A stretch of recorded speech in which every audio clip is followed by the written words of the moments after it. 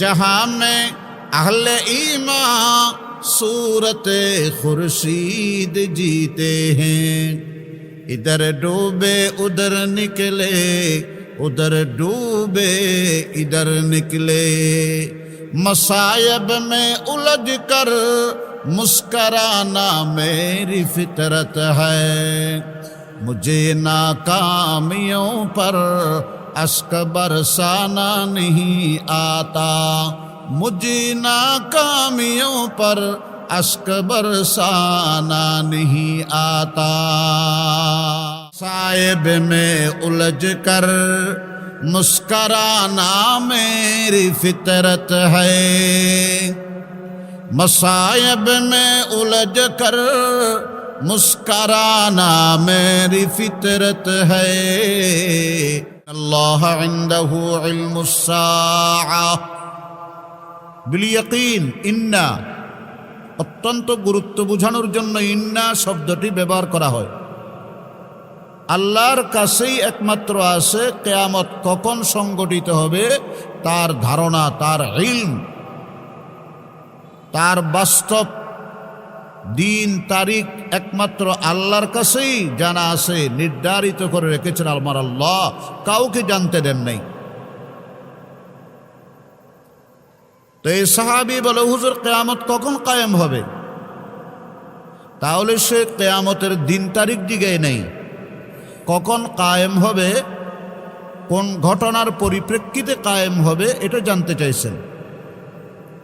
নবীজি প্রথমে তার কথার কোনো উত্তর দেন নাই, যেহেতু এটা খেলাফে আদব।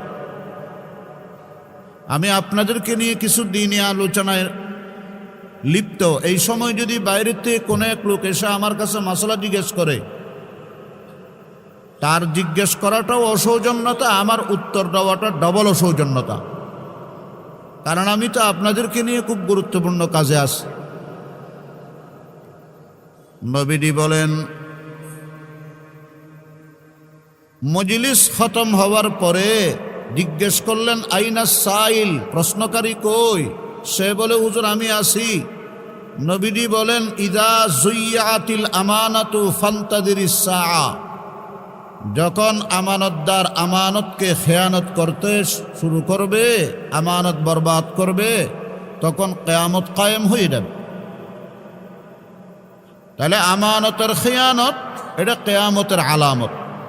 বলেন, আমানতের খেয়ানত কিয়ামতের কি আলামত?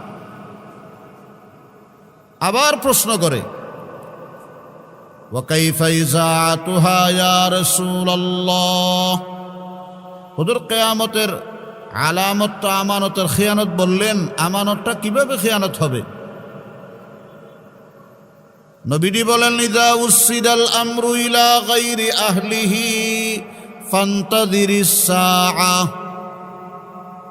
যখন অযোগ্য ব্যক্তির হাতে দায়িত্ব সুপুর্দ করা হবে, যে কাজের যে দায়িত্ব নেওয়ার মতো যোগ্যতা দক্ষতা তার মধ্যে নেই, তাকে দেওয়া হয়েছে ওই গুরুত্বপূর্ণ দায়িত্ব, তাহলে তোমরা কিয়ামতের অপেক্ষা করো, কিয়ামত একেবারে ঘনিয়ে আসছে।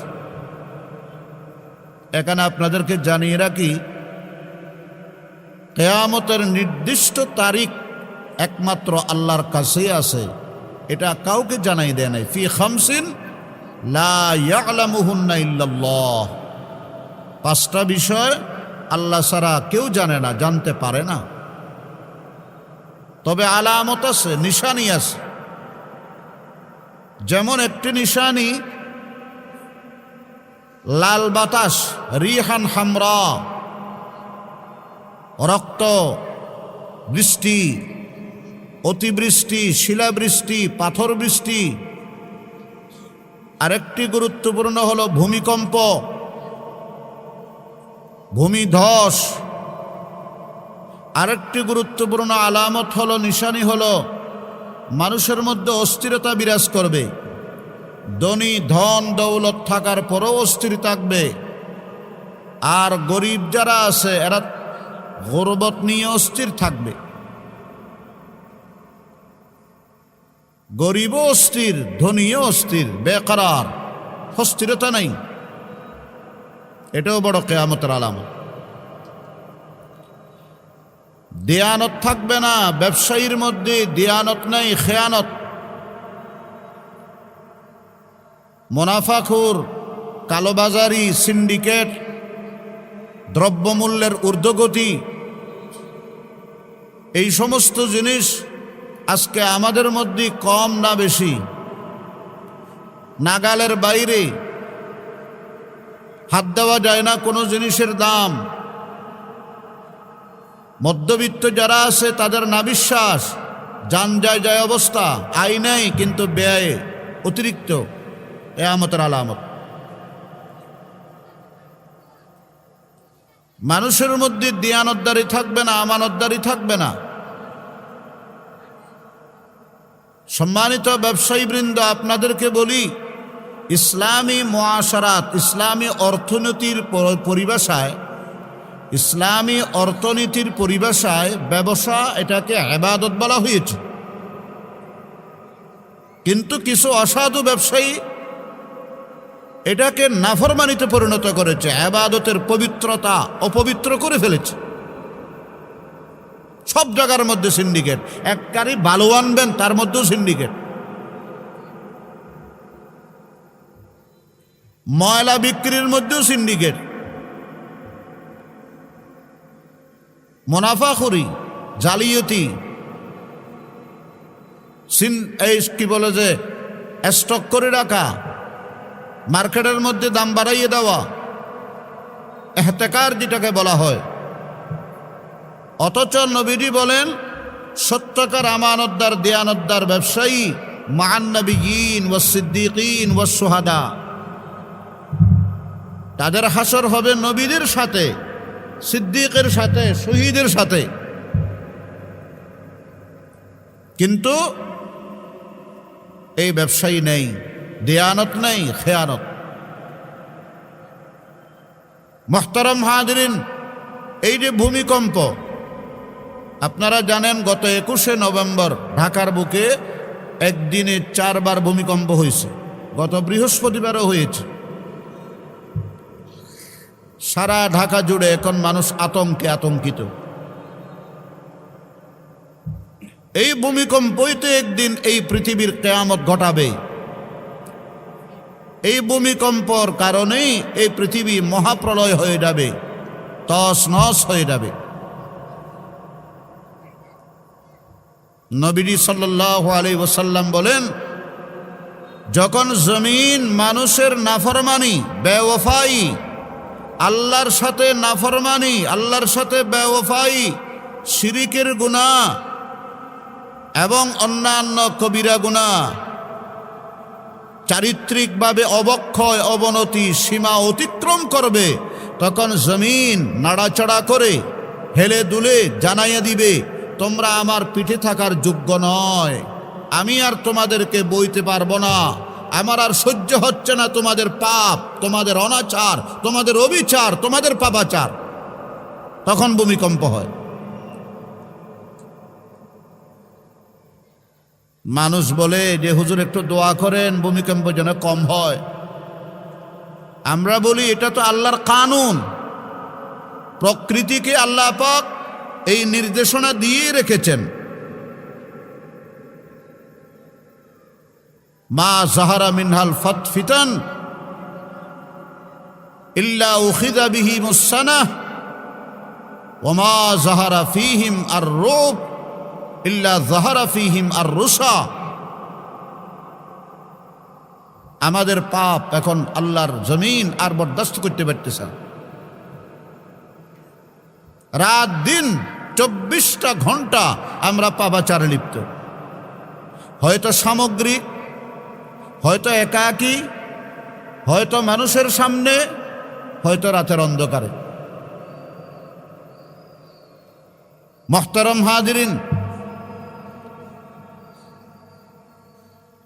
আল্লাহর রাসূল সাল্লাল্লাহু আলাইহি ওয়াসাল্লাম বলেন, দুনিয়ার জীবনে যত মানুষ আছো প্রত্যেকের উপরে কোনো না কোনো দায়িত্ব আছে, আমানত আছে। আলা কুল্লুকুম রাইন ওয়া কুল্লুকুম মাসউলুন আন রাইয়াতিহি। এবং তোমরা প্রত্যেককে তোমাদের এই দায়িত্বশীলতার ব্যাপারে আল্লাহর কাছে জবাবদিহি হতে হবে, জবাবদিহিতার আদালতের সম্মুখীন হতে হবে। সার নাই। আপনি যদি মা বাবা হয়ে থাকেন, আপনার কাছে সন্তানগুলো আমানত। হযরতে সৈয়দনা ইউসুফ আলাইহিস সালাম 7 বছর বয়সে ভাইয়েরা ধোঁকাবাজি করি বাবার কাছ থেকে নিয়ে কুয়ার মধ্যে ফেলে দিয়েছিল। আল্লাহর কুদরতে ওখান থেকে উদ্ধার হয়েছে। সিরিয়ার বাজারে গিয়ে তাকে বিক্রি করা হয়েছে। ওখানে একদল ব্যবসায়িক দল, বাণিজ্যিক কাফেলা হযরত ইউসুফ আলাইহিস সালামকে খরিদ করে তারা চলে গেলেন মিশরে। মিশরে গিয়ে আবার মিশরের বাজারে উঠাইছে ইউসুফকে। ওই সময়ের মিশরের রাজা আজিজে মিশর নিঃসন্তান ছিল, তাদের কোনো সন্তান সন্ততি ছিল না। মিশরের বাজারেতে কিনে নিল, নিজের ঘরে নিয়ে বিবি জুলাইখারে বলে, এটাকে গোলামের মতো ব্যবহার করবে না, আমাদের সন্তানাদি নেই, এটাকে ভালো করে লালন পালন করো, ভবিষ্যতে আমরা পালক পুত্র হিসাবে বানাবো তাকে। জুলাইখা অতি সযত্নে, যত্ন সহকারে একাধারে 33 বছর লালন পালন করছে। কয় বছর? 33 বছর। আগের 7, এখন 33, 40 বছর। 40 বছরে আল্লাহ পাক ইউসুফ আলাইহিস সালামকে নবুয়ত দান করলেন। এমনি তো সুন্দর, নবুয়ত রিসালাতের ঝলক আসার পরে সৌন্দর্য আরো 1000 গুণ বেশি বেড়ে গেছে। মুহতারাম হাজিরিন, তখন জুলাইখা হযরত ইউসুফ আলাইহিস সালাতু ওয়াস সালামের প্রেমে পড়ে গেছে। এটা জানাজানি হয়ে গেল। আজিজে মিসর বুদ্ধি করে প্রেমের কেলেঙ্কারিকে ধামা চাপা দেওয়ার জন্য, মানুষের দৃষ্টি থেকে আড়াল করার জন্য হযরত ইউসুফ আলাইহিস সালাতু ওয়াস সালামকে জেলখানায় বন্দি করে রাখছে 9 বছর। কয় বছর? আমাদেরও এমন এক জুলুম বিচারের সময় পিরিয়ড গিয়েছিল যে অপরাধী কিনা এটা তদন্ত করা হইতে পরে। রিমান্ড, নির্যাতন, ফাঁসি, দড়ি এগুলো দেওয়া হতো আয়নাগর আগে। কথা কন না অবা, এক দেশত বলে রাজা আসিল দে বড় জালেম। ইতে জুলুম গতি গতি গতি গতি শেষ পর্যন্ত জঙ্গলের প্রাণী পশুর পর্যন্ত জুলুম করে। একবার আইন গজ্জি রে আধা তুত্তন বরে, যার বেশি খান লম্ব বিবার খানরে একবারে গোড়াত্তুন তাই ফুস মারে খাড়ি ফেলাইব। এখন এই খানখাড়া জল্লাদর বয়ে বন জঙ্গলের সমস্ত প্রাণীকুল ব্যাগুন গাট্টি গুট্টা লইয়ে রে অজানার পথে রওনা দি। একটা মাঝপথে খরগোশ হল দেখা, খরগোশ হদে তোরা জ্বর হলে হরে খানখাড়া জল্লাদর বয়ে এলাকা সারি দেখ দি ক্যা হদা আর খান বলে রাজাই রাখত ন আধা তত্তন বেশ হইলে খাড়ি ফেলাইব একবারে ফুস মারি। তখন তোরার টেনশন কি? টেনশন হইলে তো আত্মায় না আর খানা না লম্বা, তোরার খান তো গুঁড়ো গুড়া সদাবাজ। ইতে এত জালেম ন, ইতে খাড়িব দে আগে মাফিব দে পরে।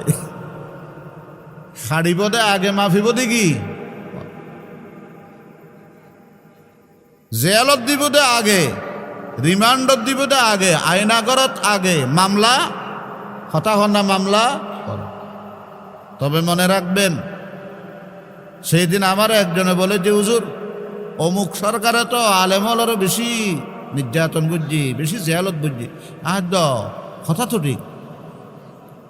শাইরে আছে দে, শাইর শাহবাজ ফাঁকি কবুতর এগুলারে মানুষে ফিজারার ভিতরে বন্দি করে দে, খাঁচার ভিতরে বন্দি করে দে।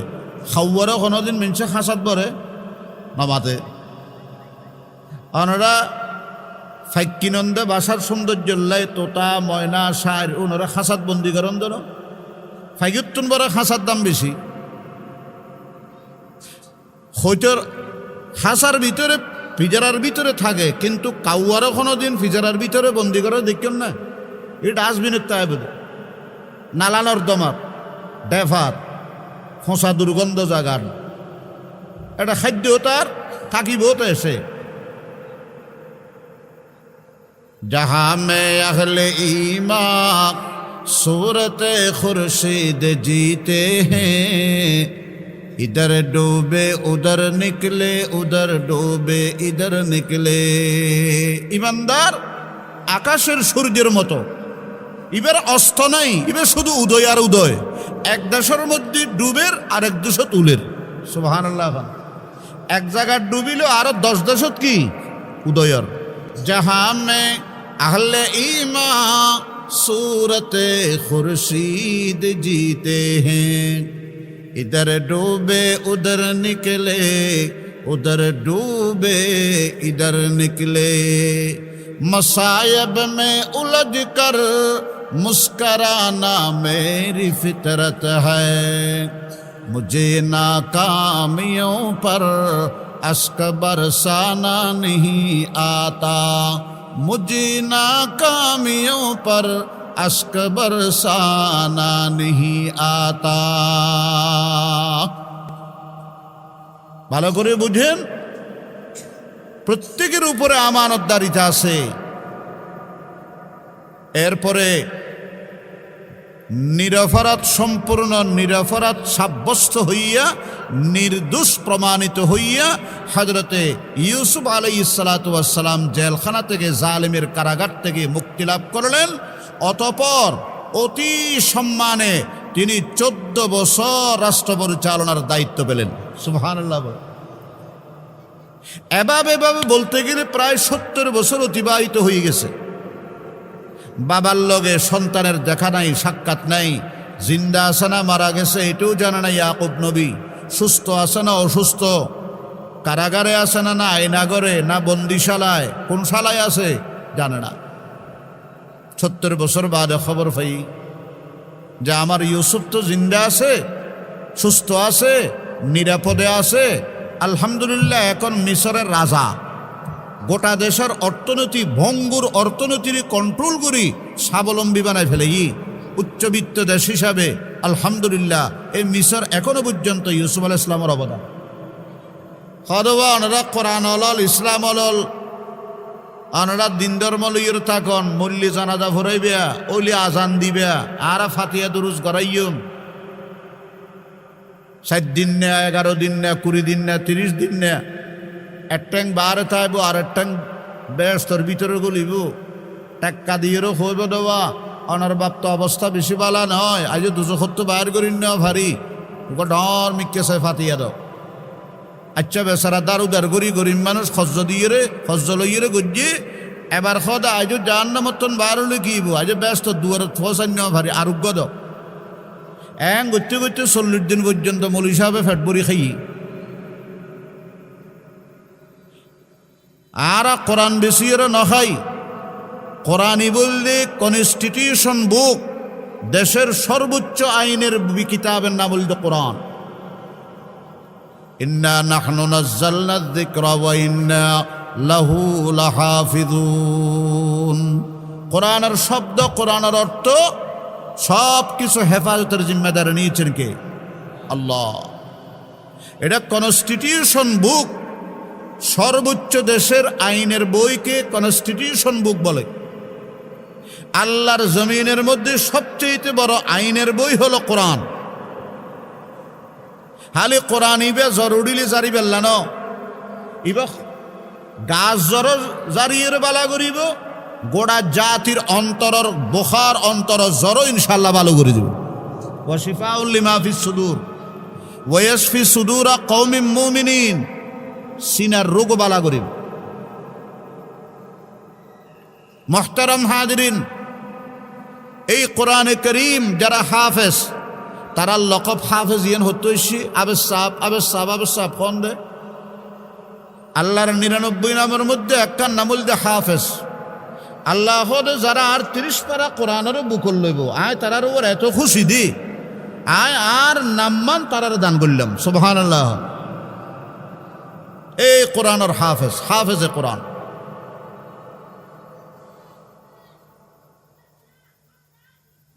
মুহতারাম হাজিরিন, অনেকে মনে করে যে আলেম ওলামা, ইসলামপন্থী দল, ইসলামী মূল্যবোধওয়ালা মানুষ, টুপিওয়ালা দাড়িওয়ালা যদি ক্ষমতা তাই তারা রাষ্ট্র কেন পরিচালনা করিব? হয় না হয়?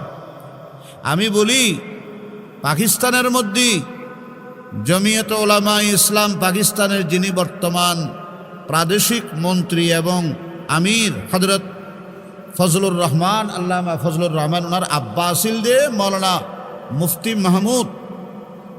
ইবাজত নির্বাচনের দ্বারার পাকিস্তানত ওই আমেরিকা রাশিয়ার মাথা খারাপ। আরে মোল্লা মানুষ, আপনি মূল্যি জানাজা ফরাইবেন, ওই আজান দিবেন, এই ফাতিহা দুরুস লইরে তাইবেন, অনারও কি ফেইদে সংসদে, অনারও কি ফেইদে বঙ্গভবনে। সব রক্ত চক্ষু উপেক্ষা করে হযরত আল্লামা মুফতি মাহমুদ রহমতুল্লাহি আলাই নির্বাচনে গেলেন এবং সর্বোচ্চ ভোট পেয়ে তিনি নির্বাচিত হলেন। সুবহানাল্লাহ বলেন। উনি নির্বাচিত হওয়ার কারণে কি হলো?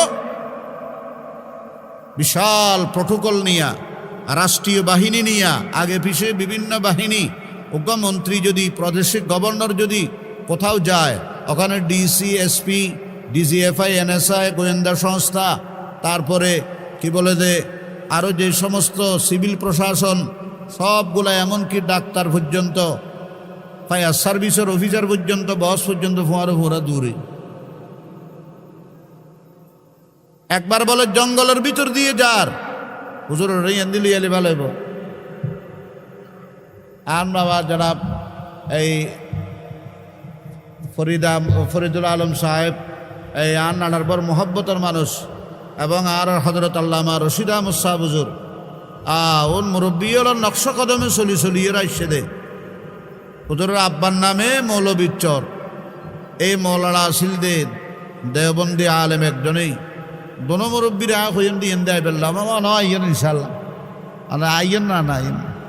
আলহামদুলিল্লাহ, আলহামদুলিল্লাহ। ওনারা দেখিলি আর নানারে দেখি ভাল লাগে, ডানে তাকিতান বাঁয়ে তাকিতান সর্বাবস্থায়। আজ ইয়া তান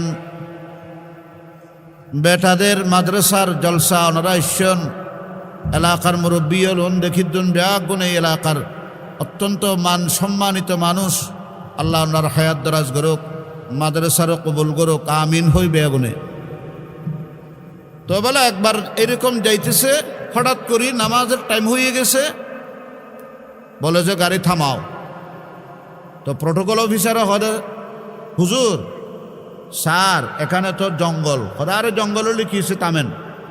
আজান দি, নিজে আজান দি, মাথার মধ্যে একখান রুমাল, খাঁদত একখান রুমাল, খাঁদর কানরে যায় নামাজ বানাই, এটা নামাজের ইমামতি করেন। পিছনের ডিসি ফগড়ত্তুন রুমাল বাইর করি মাথাত বান্ধি টুফি, এসপি ফগড়ত্তুন রুমাল বাইর করি মাথাত বান্ধি। এইরকম প্রশাসনের যেদুগুণ আসুন ব্যাগুণ ফিসি ফিসি দূরের ব্যাগুণের নিয়ত বান্ধি। হযরত আল্লামা সৈয়দ আব্দুল মজিদ নদীম সাহেবে বয়ান করে দে 1986 আর একবারে ছোড়ো সদায় ডিসির তো ফুসাল লইলাম দে।